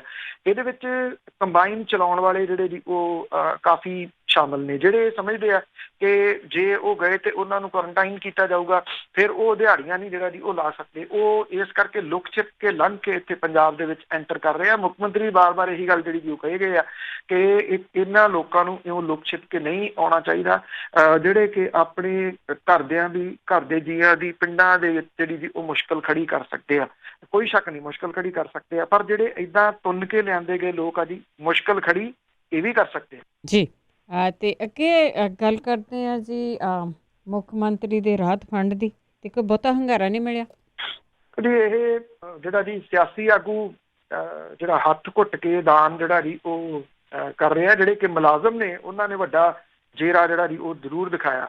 ਦੇਖੋ ਇੱਕ ਰਿਐਲਿਟੀ ਤਾਂ ਹੈ, ਜਿਹੜੇ ਸਾਰਾ ਪੰਜਾਬ ਹੀ ਲੁੱਟ ਲੁਟਾ ਕੇ ਖਾ ਗਏ ਉਹਨਾਂ ਦੇ ਕੋਲੋਂ ਕੋਈ ਦਾਨ ਦੇ ਰੂਪ ਦੇ ਵਿੱਚ ਨਿਕਲ ਸਕਣਾ ਤਾਂ ਬੜੀ ਔਖੀ ਜੀ ਗੱਲ ਉਹ ਹੀ ਜਿਹੜੀ ਜੀ ਉਹ ਲੱਗਦੀ ਹੈ ਕਿ ਕਦੀ ਇਹ ਲੋਕ ਜਿਹੜਾ ਜੀ ਉਹ ਦੇ ਸਕਦੇ ਆ। ਇੱਕ ਵਾਰੀ ਫਿਰ ਇਹ ਦੱਸਿਆ ਪੰਜਾਬ ਦੇ ਵਿੱਚ ਆਪਣੀ ਇੱਛਾ ਦੇ ਨਾਲ ਮੁੱਖ ਮੰਤਰੀ ਰਾਹਤ ਫੰਡ ਦੇ ਵਿੱਚ ਵੱਡੀ ਰਾਸ਼ੀ ਨਹੀਂ ਪੁੱਜੀ, ਜਿਹੜੀ ਕਿ ਕਈ ਚੀਜ਼ਾਂ ਵੱਲ ਇਸ਼ਾਰਾ ਜਿਹੜਾ ਜੀ ਉਹ ਕਰਦੀ ਹੈ। ਸਿਆਸੀ ਲੋਕਾਂ ਦਾ ਵਿਸ਼ਵਾਸ ਜਿਹੜਾ ਇਹਨੂੰ ਮੇਨ ਰੀਜ਼ਨ ਦੇ ਰੂਪ ਦੇ ਵਿੱਚ ਜਿਹੜਾ ਜੀ ਉਹ ਦੇਖਿਆ ਜਾ ਸਕਦਾ ਹੈ।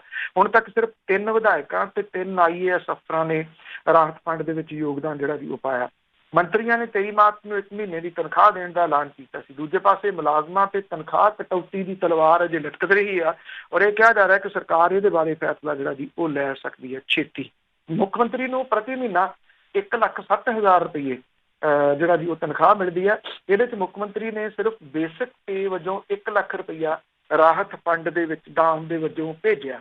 ਵਜ਼ੀਰਾਂ ਨੂੰ 92 ਭੱਤੇ ਸਣੇ ਪ੍ਰਤੀ ਮਹੀਨਾ 1,10,000 ਰੁਪਏ ਤਨਖਾਹ ਮਿਲਦੀ ਹੈ, ਜਿਹਦੇ 'ਚੋਂ ਹਰ ਵਜ਼ੀਰ ਨੇ ਬੇਸਿਕ ਪੇ ਦੇ 50,000 ਰੁਪਏ ਦੇ ਚੈੱਕ ਭੇਜੇ। 16 ਮੰਤਰੀਆਂ ਨੇ ਸਿਰਫ 8 ਲੱਖ ਰੁਪਈਆ ਕੌਮੀ ਔਖ ਦੇ ਮੌਕੇ ਦਾਨ ਦੇ ਵਜੋਂ ਦਿੱਤਾ।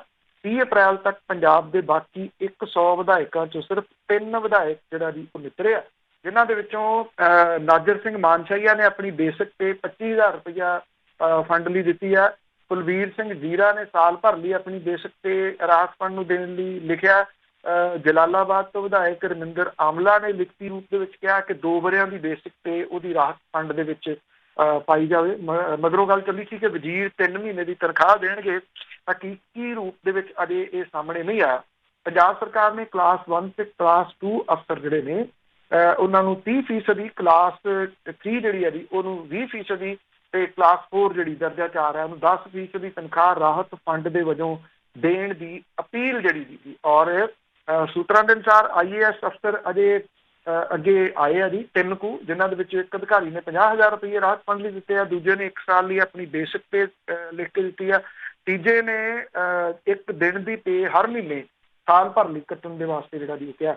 ਮੁੱਖ ਮੰਤਰੀ ਰਾਹਤ ਫੰਡ ਦੇ ਵਿੱਚ ਹੁਣ ਤੱਕ 20 ਕਰੋੜ ਰੁਪਏ ਦਾ ਦਾਨ ਪ੍ਰਾਪਤ ਹੋਇਆ। ਪਾਵਰਕਾਮ ਮੈਨੇਜਮੈਂਟ ਅਧਿਕਾਰੀਆਂ, ਮੁਲਾਜ਼ਮਾਂ ਤੇ ਪੈਨਸ਼ਨਰਾਂ ਦੇ ਵੱਲੋਂ 1 ਦਿਨ ਦੀ ਤਨਖਾਹ ਦੇ ਵਜੋਂ 7 ਕਰੋੜ 91 ਲੱਖ ਰੁਪਇਆ ਰਾਹਤ ਫੰਡ ਦੇ ਵਿੱਚ ਦਿੱਤਾ ਗਿਆ। ਪੰਜਾਬ ਪੁਲਿਸ ਦੇ ਅਫਸਰਾਂ ਦੇ ਵੱਲੋਂ 33 ਲੱਖ ਦੀ ਵਿੱਤੀ ਮਦਦ ਦੇਣ ਦਾ ਫੈਸਲਾ ਕੀਤਾ ਗਿਆ। ਸ਼੍ਰੋਮਣੀ ਅਕਾਲੀ ਦਲ ਬਾਦਲ ਦੇ ਵਿਧਾਇਕਾਂ ਨੇ 1 ਮਹੀਨੇ ਦੀ ਤਨਖਾਹ ਦੇਣ ਦਾ ਐਲਾਨ ਕੀਤਾ ਸੀਗਾ। ਜਿਹੜਾ ਵਿਧਾਇਕ ਹੈ ਸ਼ਰਨਜੀਤ ਢਿੱਲੋਂ, ਉਹਨੇ ਇਹ ਕਿਹਾ ਜੀ ਕਿ ਪਾਰਟੀ ਦੇ ਸਾਰੇ ਵਿਧਾਇਕ 1 ਮਹੀਨੇ ਦੀ ਬੇਸਿਕ ਪੇ ਰਾਹਤ ਫੰਡਾਂ ਦੇ ਵਿੱਚ ਦੇਣਗੇ ਤੇ ਉਹ ਲਿਖਤੀ ਰੂਪ ਦੇ ਵਿੱਚ ਇਹਦੇ ਲਈ ਭੇਜ ਦੇਣਗੇ। ਕੇਂਦਰ ਦੀ ਸਰਕਾਰ ਨੇ ਸੰਸਦ ਮੈਂਬਰਾਂ ਦੇ ਹਲਕਾ ਭੱਤਾ ਤੇ ਦਫ਼ਤਰੀ ਖਰਚੇ ਤੇ 30% ਦਾ ਕੱਟ ਜਿਹੜਾ ਜੀ ਲਾਇਆ। ਪੰਜਾਬ ਦੀ ਲੋਕ ਸਭਾ ਦੇ 13 ਤੇ ਰਾਜ ਸਭਾ ਦੇ 7 MP ਸਾਲਾਨਾ 64,80,000 ਰੁਪਇਆ ਪ੍ਰਧਾਨ ਮੰਤਰੀ ਰਾਹਤ ਫੰਡ ਦੇ ਵਿੱਚ ਜਿਹੜਾ ਜੀ ਉਹ ਦੇਣਗੇ।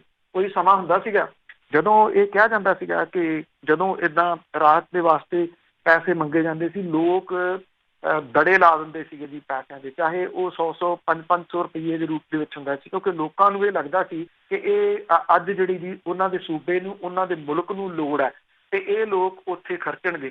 ਪਰ ਹੌਲੀ ਹੌਲੀ ਲੋਕਾਂ ਦਾ ਵਿਸ਼ਵਾਸ ਜਿਹੜਾ ਸੀਗਾ ਜੀ ਇਹਨਾਂ ਸਿਆਸੀ ਨੇਤਾਵਾਂ ਤੋਂ ਉੱਠਦਾ ਗਿਆ। ਲੋਕਾਂ ਨੂੰ ਇਹ ਯਕੀਨ ਹੀ ਨਿਗਾ ਕਿ ਜੇ ਇਸ ਰਾਹਤ ਫੰਡ ਦੇ ਵਿੱਚ ਉਹ ਦੇਣਗੇ ਤੇ ਇਹ ਸਹੀ ਜਗ੍ਹਾ ਜਿਹੜਾ ਜੀ ਉਹ ਲੱਗ ਸਕੂਗਾ। ਸ਼ਾਇਦ ਇਹ ਕਿਤੇ ਨਾ ਕਿਤੇ ਇੱਕ ਵੱਡਾ ਰੀਜ਼ਨ ਹੈ ਜੀ ਕਿ ਜਿਹੜੇ ਮੁੱਖ ਮੰਤਰੀ ਹੋਰਾਂ ਦੇ ਅਪੀਲ ਦਾ ਵੀ ਕੋਈ ਅਸਰ ਜਿਹੜਾ ਜੀ ਉਹ ਨਹੀਂ ਹੋ ਰਿਹਾ। ਤੁਸੀਂ ਭੁੱਲ ਹੀ ਜਾਓ ਕਿ ਆਮ ਲੋਕ ਜਿਹੜੇ ਨੇ ਜੀ ਇਹਨਾਂ ਫੰਡ ਦੇ ਵਿੱਚ ਫੰਡ ਦੇ ਦੇਣਗੇ ਵੀ ਲੋਕ ਜਿਹੜੇ ਉਹਨੂੰ 100 ਰੁਪਇਆ ਜਾਂ 500 ਰੁਪਇਆ ਜਾਂ 1000 ਰੁਪਇਆ ਇਸ ਤਰ੍ਹਾਂ ਦਾ ਜਿਹੜਾ ਜੀ, ਕਿਉਂ ਇਹ ਬੇਯਕੀਨੀ ਹੈ ਜਿਹੜੀ ਲੋਕਾਂ ਦੀ ਇਹਨਾਂ ਸਿਆਸੀ। ਜੀ ਬਿਲਕੁਲ, ਇਹ ਆਪਣੇ ਲਈ ਵਰਤ ਲੈਂਦੇ ਨਾ, ਇਸ ਕਰਕੇ ਹੁਣ ਲੋਕੀ ਵੀ ਇਸ ਤਰ੍ਹਾਂ ਹੀ ਕਰਦੇ ਆ। ਅਗਲੀ ਖਬਰ ਕਰਨ ਤੋਂ ਪਹਿਲਾਂ ਸਰੋਤੇ ਦੱਸ ਦਈਏ ਕਿ ਸੋਮਵਾਰ ਤੋਂ ਖਬਰਾਂ ਦਾ ਟਾਈਮ ਆ ਜਿਹੜਾ ਉਹ ਬਦਲ ਜਾਊਗਾ। ਪੂਰੀ ਕੋਸ਼ਿਸ਼ ਹੋਊਗੀ ਕਿ ਖਬਰਾਂ ਜਿਹੜੀਆਂ ਉਹ 8 ਵਜੇ ਅਸੀਂ ਕਰ ਲਿਆ ਕਰੀਏ। ਇਸ ਸੋਮਵਾਰ ਤੋਂ ਖਬਰਾਂ ਦਾ ਟਾਈਮ ਬਿਲਕੁਲ ਬਦਲ ਰਿਹਾ ਜੀ। ਅਤੇ ਚੱਲਦੇ ਹਾਂ ਅਗਲੀ ਖਬਰ ਵੱਲ। ਅਤੇ ਅੱਗੇ ਗੱਲ ਕਰਦੇ ਹਾਂ ਕਰਫਿਊ ਦੇ ਦੌਰਾਨ ਹੀ ਲੋਕਾਂ ਨੂੰ ਤਾਂ ਆਪਣੀ ਜਾਨ ਦੀ ਪਈ ਆ, ਪਰ ਇੱਥੇ ਵੀ ਵੱਖ-ਵੱਖ ਥਾਵਾਂ 'ਤੇ ਪੰਜਾਬ ਦੇ ਵਿੱਚ 4 ਥਾਵਾਂ ਦੇ ਉੱਤੇ ਮੌਤਾਂ ਹੋਈਆਂ। ਬਿਲਕੁਲ ਜੀ, ਬਹੁਤੇ ਥਾਵਾਂ 'ਤੇ ਲੋਕਾਂ ਨੂੰ ਜਾਨ ਦੀ ਪਈ ਆ, ਇੱਥੇ ਜਾਨਾਂ ਲੈਣ ਦੀ ਪਈ ਹੈ ਜੀ। ਜਿਹੜਾ ਜੀ ਤੁਸੀਂ ਇਹ ਕਹਿ ਲਓ, ਇਹ ਜਿਹੜਾ ਮਾਨਸਿਕ ਤਣਾਓ ਆ ਜਾਂ ਜਿਹੜੇ ਕ੍ਰਿਮੀਨਲ ਥਿੰਕਿੰਗ ਵਾਲੇ ਲੋਕ ਨੇ ਉਹਨਾਂ ਨੂੰ ਕਰਫਿਊ ਵੀ ਕਿੰਨੀ ਕੁ ਦੇਰ ਜਿਹੜਾ ਜੀ ਉਹ ਰੱਖ ਸਕਦਾ, ਇਹਦਾ ਇਹ ਵੀ ਜਿਹੜਾ ਜੀ ਉਹ ਪੁਆਇੰਟ ਹੈ। ਉਹਨਾਂ ਦਾ ਅੰਦਰੋਂ ਜਿਹੜਾ ਉਹ ਜਾਨਵਰ ਆ ਜੀ ਫਿਰ ਉੱਠ ਹੀ ਪੈਂਦਾ ਕਿਸੇ ਨਾ ਕਿਸੇ ਤਰੀਕੇ ਨਾਲ। ਇਹਦੇ ਵਿੱਚ ਜਿਹੜਾ ਜੀ 2 ਤਾਂ ਇੱਥੇ ਪਟਿਆਲਾ ਡਿਸਟ੍ਰਿਕਟ ਤਾਂ 21 ਸਾਲਾਂ ਦਾ ਫਰਾਜ਼ਦੀਨ ਜਿਹੜਾ ਜੀ ਉਹਨੂੰ ਉਹਦੇ ਦੋਸਤ ਤੇਜਿੰਦਰ ਸਿੰਘ ਨੇ ਉਹਦੇ ਘਰ 'ਚ ਗੋਲੀ ਜਿਹੜਾ ਜੀ ਉਹ ਮਾਰ ਦਿੱਤੀ। ਦੋਵੇਂ ਕਰੀਬੀ ਦੋਸਤ ਸੀਗੇ, ਨਾਭਾ ਦੇ ਪਿੰਡ ਸਾਧੋ ਹੇੜੀ ਦੇ ਵਿੱਚ ਇਹ ਰਹਿੰਦੇ ਸੀਗੇ। ਇਹ ਉਹਦੇ ਘਰੇ ਜਿਹੜਾ ਜੀ ਗਿਆ ਹੋਇਆ ਸੀਗਾ, ਜਦੋਂ ਅਚਾਨਕ ਜਿਹੜਾ ਸੀਗਾ ਜੀ ਹੱਤਿਆ ਕਰਕੇ ਇਹਦੀ ਉਹ ਫਰਾਰ ਹੋ ਗਿਆ। ਅਜੇ ਹੱਤਿਆ ਦੇ ਕਾਰਨ ਜਿਹੜੇ ਜੀ ਉਹ ਨਹੀਂ ਪਤਾ ਲੱਗ ਸਕੇ ਕਿ ਕੀ ਕਾਰਨ ਰਿਹਾ ਕਿ ਇਹਨੇ ਕਿਉਂ ਇਹਨੂੰ ਗੋਲੀ ਮਾਰ ਦਿੱਤੀ। ਦਿੜਬਾ ਮੰਡੀ ਦੇ ਵਿੱਚ ਦੂਸਰਾ ਮਰਡਰ ਜਿਹੜਾ ਜੀ ਹੋਇਆ। ਇੱਕ ਭਰਾ ਨੇ ਆਪਣੇ ਸਕੇ ਭਰਾ ਦਾ ਬੇਰਹਿਮੀ ਦੇ ਨਾਲ ਜਿਹੜਾ ਜੀ ਉਹ ਕਤਲ ਕਰ ਦਿੱਤਾ। ਕਰਮਜੀਤ ਸਿੰਘ ਜਿਹੜਾ ਸੀਗਾ ਜੀ ਪਿੰਡ ਉੱਭਿਆ ਦਾ ਛੋਟਾ ਭਰਾ ਸੁਰਜੀਤ ਸਿੰਘ ਜਿਹੜਾ ਜੀ ਉਹ ਘਰੇਲੂ ਜਾਇਦਾਦ ਦੇ ਵਿੱਚੋਂ ਹਿੱਸਾ ਮੰਗਦਾ ਸੀਗਾ, ਜਿਹਨੂੰ ਲੈ ਕੇ ਇਹਨਾਂ ਦਾ ਆਪਸੀ ਝਗੜਾ ਹੋਇਆ ਤੇ ਉਹਦੇ ਭਰਾ ਨੇ ਆਪਣੇ ਭਰਾ ਨੂੰ, ਸਕੇ ਭਰਾ ਨੂੰ ਲੋਹੇ ਦੀ ਰਾੜ ਦੇ ਨਾਲ ਉਹਦੇ ਉੱਤੇ ਹਮਲਾ ਕਰਤਾ ਜੀ। ਔਰ ਉਹਦੇ ਟਿਕਾਣੇ ਤੁਸੀਂ ਕਹਿ ਲਓ ਜਾਂ ਥਾਂ ਦੇ ਉੱਤੇ ਜਿਹੜੀ ਉਹ ਵੱਜ ਗਈ ਇਹ ਰਾੜ ਜਿਹੜੀ ਸੀ ਤੇ ਉਹਦੀ ਥਾਂ ਮੌਤ ਜਿਹੜੀ ਹੈ ਜੀ ਉਹ ਹੋ ਗਈ ਆ। ਇਹਨਾਂ ਦੀ ਮਾਂ ਦੇ ਬਿਆਨਾਂ ਦੇ ਉੱਤੇ ਜਿਹੜਾ ਜੀ ਉਹ ਕੇਸ ਦਰਜ ਕੀਤਾ ਗਿਆ ਜੀ। ਮਾਂ ਇੱਕ ਪੁੱਤ ਦੀ ਮੌਤ ਤੇ ਦੂਜੇ ਵੱਲੋਂ ਉਹਨੂੰ ਕਤਲ ਕੀਤੇ ਦੀ ਜਿਹੜੀ ਆ ਉਹ ਕਹਾਣੀ ਲਿਖਾ ਰਹੀ ਹੈ। ਇਹ ਪੰਜਾਬ ਹੈ। ਭਵਾਨੀਗੜ੍ਹ ਦੇ ਵਿੱਚ ਭੱਟੀਵਾਲ ਕਲਾਂ ਦਾ ਜਿਹੜਾ ਵਾਸੀ ਹੈ ਵਰਿੰਦਰ ਸਿੰਘ, ਉਹਦੇ ਉੱਤੇ ਕੁਝ ਲੋਕਾਂ ਨੇ ਹਮਲਾ ਕਰਕੇ ਉਹਨੂੰ ਜ਼ਖਮੀ ਜਿਹੜਾ ਜੀ ਉਹ ਕੀਤਾ। ਔਰ ਇਹ ਜਿਹੜਾ ਜੀ ਉਹ ਪਤਾ ਲੱਗਾ ਕਿ ਨਜਾਇਜ਼ ਸਬੰਧਾਂ ਦਾ ਕੋਈ ਮਾਮਲਾ ਜਿਹੜਾ ਜੀ ਉਹ ਦੱਸਿਆ ਜਾ ਰਿਹਾ, ਔਰ ਜ਼ਮੀਨ ਦਾ ਲਾਲਚ ਵੀ ਇਹਦੇ ਵਿੱਚ ਕਿਹਾ ਜਾ ਰਿਹਾ। ਔਰ ਇੱਥੇ ਇਹ ਜਿਹੜਾ ਵਰਿੰਦਰ ਸਿੰਘ ਬਿੱਟੂ ਸੀਗਾ ਜੀ, ਉਹਦੀ ਮੌਤ ਹੋ ਗਈ ਇਹ ਹਮਲੇ ਦੇ ਨਾਲ। ਚੌਥਾ ਜਿਹੜਾ ਇਹ ਨਾਭਾ ਦਾ ਪੈਂਦਾ ਜੀ, ਛੀਟਾਂ ਵਾਲਾ ਪਿੰਡ ਦੀ ਰਹਿਣ ਵਾਲੀ 45 ਸਾਲਾ ਸੀਗੀ ਜੀ ਔਰਤ, ਉਹਦੇ ਪਤੀ ਨੇ ਉਹਦਾ ਕਤਲ ਜਿਹੜਾ ਜੀ ਉਹ ਕੀਤਾ। ਕੁਝ ਝਗੜਾ ਮਾੜੀ ਮੋਟੀ ਗੱਲ ਤੋਂ ਜਿਹੜਾ ਜੀ ਹੋਇਆ, ਤੇ ਉਹਨੇ ਕੁਹਾੜੀ ਚੁੱਕ ਕੇ ਪਤਨੀ ਦੀ ਹੱਤਿਆ ਜਿਹੜੀ ਜੀ ਉਹ ਕਰ ਦਿੱਤੀ। 302 ਦੇ ਤਹਿਤ ਮਾਮਲਾ ਜਿਹੜਾ ਜੀ ਉਹ ਦਰਜ ਕੀਤਾ ਜਿਹੜਾ ਜੀ ਗਿਆ। ਤੋ ਘਰੇਲੂ ਹਿੰਸਾ ਦੀ ਗੱਲ ਆਪਾਂ ਅੱਗੇ ਇੱਕ ਦਿਨ ਪਹਿਲਾਂ ਵੀ ਜਿਹੜੀ ਉਹ ਕੀਤੀ ਸੀਗੀ। ਇੱਕ ਜੇ ਮਰਡਰ ਨੂੰ ਜਿਹੜਾ ਜੀ ਉਹ ਛੱਡ ਦਈਏ ਤੇ 3 ਜਿਹੜੇ ਮਾਮਲੇ ਨੇ ਉਹ ਘਰੇਲੂ ਹਿੰਸਾ ਦੇ ਨਾਲ ਜੁੜੇ ਹੋਏ ਨੇ। ਕਿਤੇ ਭਰਾ ਕਿਤੇ ਦੋਸਤ ਤੇ ਕਿਤੇ ਪਤੀ ਤੇ ਪਤਨੀ ਦੇ ਜਿਹੜਾ ਜੀ ਉਹ ਵਿਚਾਲੇ। ਮੈਂ ਕਿਹਾ ਸੀਗਾ ਕਿ ਜਿਹੜੀ ਮਾਨਸਿਕਤਾ ਹੈ ਉਹ ਕਿਵੇਂ ਜਿਹੜੀ ਜੀ ਉਹ ਲੋਕਾਂ ਦੀ ਬਦਲੀ ਜਾਵੇ, ਇਹ ਬੜਾ ਔਖਾ ਹੋ ਗਿਆ ਜੀ, ਇਹ ਬਹੁਤ ਮੁਸ਼ਕਲ ਕੰਮ ਹੋ ਗਿਆ। ਆਪਾਂ ਬੜੀਆਂ ਚਿੜੀਆਂ ਤੋਤਿਆਂ ਦੀਆਂ ਕਹਾਣੀਆਂ ਪਾ ਲਈਆਂ ਕਈ ਦਿਨਾਂ ਤੋਂ, ਇੱਥੇ ਮੌਸਮ ਸੁਧਰ ਗਿਆ, ਇਹ ਵੀ ਫੋਟੋਆਂ ਆ ਗਈਆਂ ਕਿ ਜੀ ਪਹਾੜ ਜਿਹੜੇ ਜੀ ਉਹ ਦਿਸਣ ਲੱਗ ਗਏ। ਰਾਤ ਦਾ ਨਕਸ਼ਾ ਕਿਸੇ ਨੇ ਜਿਹੜਾ ਜੀ ਉਹ ਭੇਜਿਆ, ਨਾੜ ਨੂੰ ਥਾਂ ਦੇ ਉੱਤੇ ਜਿਹੜੀ ਅੱਗ ਹੈ ਉਹ ਲਾਈ ਹੋਈ ਆ, ਔਰ ਇਹ ਅੱਗਾਂ ਲੱਗੀਆਂ ਜਿਹੜੀਆਂ ਜੀ ਉਹ ਦਿਸ ਰਹੀਆਂ ਨੇ। ਉਹੀ ਲੋਕ ਨੇ ਜਿਹੜੇ ਤੋਤੇ ਚਿੜੀਆਂ ਦੀ ਕਹਾਣੀ ਕੁਝ ਦਿਨ ਪਹਿਲਾਂ ਪਾ ਰਹੇ ਸੀ ਜੀ। ਤੇ ਅੱਗੇ ਕਰਦੇ ਹੈਗੇ ਆ ਪੰਜਾਬ ਦੀਆਂ ਸਿਆਸੀ ਪਾਰਟੀਆਂ ਦੀ ਗੱਲ, ਆਪੋ ਆਪਣੇ ਝੰਡੇ ਲੈ ਕੇ ਆਪੋ ਆਪਣੀ ਡੁੱਗੀ ਬਜਾਈ। ਬਿਲਕੁਲ ਜੀ। ਐਕਚੁਅਲੀ ਇਹ ਜਿਹੜਾ ਮਜ਼ਦੂਰ ਦਿਵਸ ਸੀਗਾ ਉਹਨੂੰ ਤਾਂ ਐਵੇਂ ਬਹਾਨਾ ਬਣਾਇਆ ਜੀ, ਜਿਹੜੀ ਰਾਜੇਸ਼ਾਹੀ ਆ ਉਹ ਮਜ਼ਦੂਰ ਦਿਵਸ ਮਨਾਵੇ ਤੇ ਊਂ ਹੀ ਹਾਸੋਹੀਣੀ ਦੀ ਗੱਲ ਜਿਹੜੀ ਲੱਗਦੀ ਆ। ਜਿਹੜੇ ਇੱਥੇ ਸੱਤਾਧਾਰੀ ਧਿਰ ਹੈ ਉਹਨੇ ਜਿਹੜਾ ਜੀ ਇਹ ਗੱਲ ਆਖੀ ਕਿ ਝੰਡਾ ਲਹਿਰਾਇਆ ਜਾਊਗਾ, ਜਿਹੜਾ ਮੁਲਕ ਦਾ ਜਿਹੜਾ ਜੀ ਤਿਰੰਗਾ ਝੰਡਾ ਲਹਿਰਾ ਕੇ ਇਸ ਚੀਜ਼ ਦਾ ਰੋਸ ਪ੍ਰਗਟ ਕੀਤਾ ਜਾਊਗਾ ਕਿ ਕੇਂਦਰ ਦੀ ਸਰਕਾਰ ਪੰਜਾਬ ਦੀ ਮਦਦ ਨਹੀਂ ਕਰ ਰਹੀ। ਇੱਥੇ ਜਿਹੜਾ ਸੀਗਾ ਜੀ ਕਈ ਜਗ੍ਹਾ ਦੇ ਉੱਤੇ ਕਾਂਗਰਸੀਆਂ ਨੇ ਕਰਫਿਊ ਦੇ ਨਿਯਮਾਂ ਦੀਆਂ ਧੱਜੀਆਂ ਉਡਾਈਆਂ, ਜਿਹੜੇ ਨੇਤਾ ਸੀ ਉਹ ਬਿਨਾਂ ਮਾਸਕ ਤੋਂ ਦਿਸੇ। ਹੱਦ ਇਸ ਗੱਲ ਦੀ ਹੈ ਕਿ ਇੱਥੇ ਜਿਹੜੇ ਸਿਹਤ ਮੰਤਰੀ ਬਲਬੀਰ ਸਿੱਧੂ ਨੇ, ਜਿਹੜੇ ਕਹਿੰਦੇ ਸੀ 90,000 NRI ਲੁਕੇ ਹੋਏ ਆ, ਜਿਹੜੀ ਇੱਦਾਂ ਦੀਆਂ ਜਿਹੜੇ ਬਿਆਨਬਾਜ਼ੀ ਕਰਦੇ ਸੀ, ਉਹ ਧੱਜੀਆਂ ਉਡਾਉਂਦੇ ਜਿਹੜਾ ਜੀ ਕਰਫਿਊ ਦੇ ਉਲੰਘਣਾ ਦੀਆਂ ਇੱਥੇ ਮੁਹਾਲੀ ਦੇ ਵਿੱਚ ਦਿਸੇ। ਨਾ ਉੱਥੇ ਫਿਜ਼ੀਕਲ ਡਿਸਟੈਂਸ ਜਿਹੜੀ ਆ ਜੀ ਉਹ ਕਿਤੇ ਦੇਖੀ ਗਈ, ਬਸ ਉਹ ਝੰਡੇ ਜਿਹੜੇ ਜੀ ਉਹ ਲਹਿਰਾਏ ਗਏ, ਆ ਕੇ ਫੋਟੋਆਂ ਖਿਚਾ ਕੇ ਫਿਰ ਜਿਹੜਾ ਜੀ ਉਹ ਅੰਦਰੋਂ ਅੰਦਰ ਹੀ ਵੜ ਗਏ ਆਪੋ ਆਪਣੀ ਜਗ੍ਹਾ। ਕਿਹੜਾ ਸੰਘਰਸ਼, ਕਿਹੜਾ ਸੈਂਟਰ, ਕਿਹੜਾ ਪੰਜਾਬ, ਉਹ ਇਹ ਲੋਕਾਂ ਨੂੰ ਜਿਹੜਾ ਜੀ ਉਹ ਬੇਵਕੂਫ ਬਣਾਉਂਦੇ ਹੋਏ ਜਿਹੜਾ ਜੀ ਉਹ ਨਜ਼ਰ ਆਏ। ਔਰ ਕੁਝ ਥਾਵਾਂ ਦੇ ਉੱਤੇ ਜਿਹੜਾ ਝੰਡਾ ਸੀਗਾ ਜੀ ਉਹ ਕਾਂਗਰਸ ਦਾ ਹੱਥ ਪੰਜੇ ਵਾਲਾ, ਉਹ ਵੀ ਜਿਹੜਾ ਸੀ ਉਹ ਲਹਿਰਾਇਆ ਗਿਆ। ਇੱਕ ਵੱਡੇ ਮੰਤਰੀ ਸਾਹਿਬ ਨੇ ਉਹ ਝੰਡਾ ਪੁੱਠਾ ਹੀ ਲਹਿਰਾ ਗਏ। ਇੰਨੇ ਕੁ ਜਿਹੜਾ ਉਸ ਹਿਰਦ ਨੇ ਜਿਹੜੇ ਇਹ ਪੁੱਠਾ ਝੰਡਾ ਲਹਿਰਾਉਣ ਵਾਲੇ ਜੀ ਪੰਜਾਬ ਦੇ ਖਾਲੀ ਖਜ਼ਾਨਾ ਮੰਤਰੀ। ਦੂਜੇ ਪਾਸੇ ਜਿਹੜਾ ਸੀਗਾ ਜੀ ਭਾਜਪਾਈਏ ਜਿਹੜੇ ਸੀਗੇ ਜੀ ਉਹ ਇੱਕ ਦਿਨ ਦੀ ਭੁੱਖ ਹੜਤਾਲ ਦੇ ਉੱਤੇ ਗਏ, ਇੱਕ ਦਿਨ ਦੀ ਸੰਕੇਤਕ ਭੁੱਖ ਹੜਤਾਲ, ਔਰ ਕੈਮਰੇ ਲਾ ਕੇ ਮੂਹਰੇ ਤੇ ਆਪੋ ਆਪਣੇ ਘਰਾਂ ਦੇ ਵਿੱਚ ਜਿਹੜਾ ਜੀ ਭੁੱਖ ਹੜਤਾਲ ਦੇ ਉੱਤੇ ਬੈਠ ਗਏ। ਹੁਣ ਉਹ ਕਿੰਨਾ ਕੁ ਰਾਸ਼ਨ ਖਾ ਕੇ ਬੈਠੇ ਇਹ ਤਾਂ ਕਿਸੇ ਨੇ ਦੇਖਿਆ ਨਹੀਂ, ਜਾਂ ਉਹ ਜਦੋਂ ਇਹ ਕੈਮਰੇ ਵਾਲੇ ਚਲੇ ਗਏ ਅੱਧੇ ਘੰਟੇ ਤੋਂ ਬਾਅਦ ਤੋਂ ਮੁੜ ਕੇ ਉਹਨਾਂ ਨੇ ਕੀ ਛਕਿਆ, ਜਿਹੜੀ ਇਹ ਭੁੱਖ ਹੜਤਾਲ ਸੀ ਕਿਵੇਂ ਤੋੜੀ ਉਹਨਾਂ ਨੇ, ਇਹ ਵੀ ਕਿਸੇ ਨੇ ਨਹੀਂ ਵਿਖਾਇਆ। ਭੁੱਖ ਹੜਤਾਲ ਰੱਖੀ ਹੋਵੇ ਤੇ ਤੋੜੇ ਨਾ।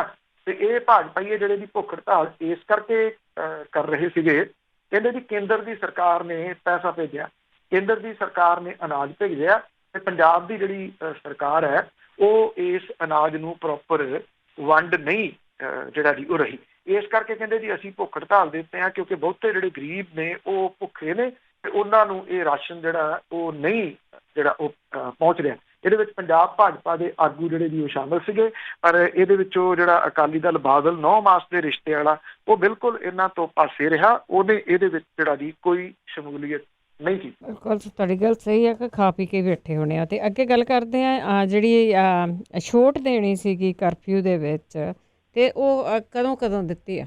ਇਹ ਅੱਜ ਤੋਂ ਜਿਹੜੀ ਜੀ ਸ਼ੁਰੂ ਹੋ ਗਈ, ਸਵੇਰੇ 7 ਵਜੇ ਤੋਂ ਲੈ ਕੇ 11 ਵਜੇ ਤੱਕ ਪੰਜਾਬ ਦੇ ਸਾਰੇ ਡਿਸਟ੍ਰਿਕਟ ਦੇ ਵਿੱਚ ਹੀ ਹੁਣ, ਕਿਉਂਕਿ ਪਹਿਲਾਂ ਤਾਂ ਮੁੱਖ ਮੰਤਰੀ ਸਾਹਿਬ ਨੇ ਐਲਾਨ ਕਰਤਾ ਸੀ ਕੋਈ ਡਿਪਟੀ ਕਮਿਸ਼ਨਰ ਨਹੀਂ ਮੰਨਿਆ ਜੀ।